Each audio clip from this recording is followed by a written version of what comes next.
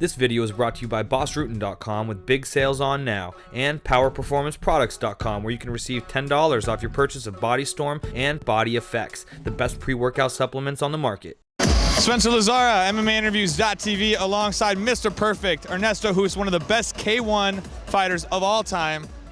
Some exciting fights tonight. You got to see Buakaw in action. Well, I saw only exciting fights. I mean, it was a great night. I mean, even in Holland, I don't see so many nights with all good fights. What did you think about Buakaw's performance tonight?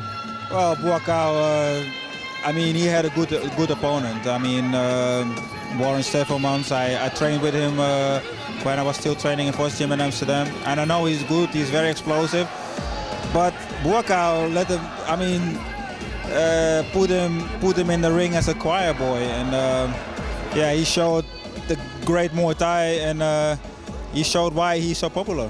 Yes.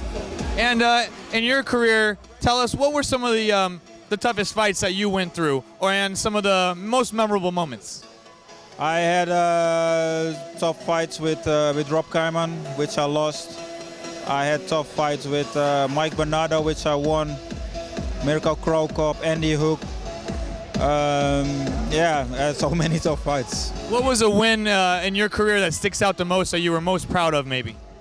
Well, at the end it was Krokop in '99, but basically it was not only Krokop, it was the whole tournament, because earlier that year I was brutally knocked out by Francisco Filho, and nobody gave me any chance to become champion, and then I came back and I became champion. So that's my most memorable part of my career. And in mixed martial arts, who are some of the strikers that you think are elite level? I know Anderson obviously had a great performance. I'm sure you'll say him. Other than him, maybe, who are some of the other guys?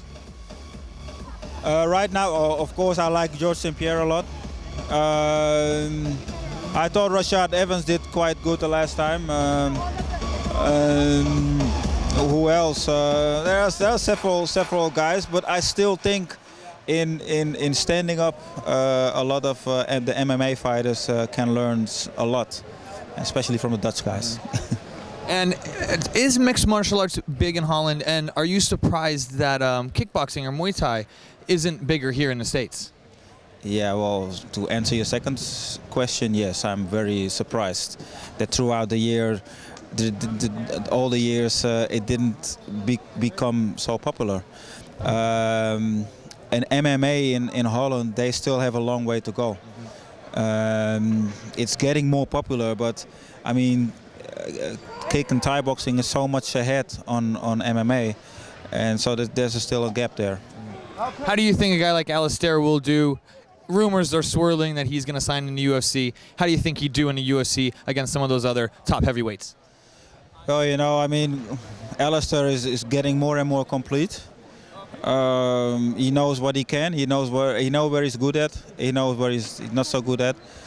Personally, I think he's a good fighter. I think his chin is questionable. But if nobody tests it, then we won't know. But I think I'm not sure if he will be the best, but I think he can be good in America and UFC. Okay. Appreciate the time, Ernesto Hoost, Mr. Perfect, K1 legend. I'm Spencer Lazara. You're watching MMAinterviews.tv.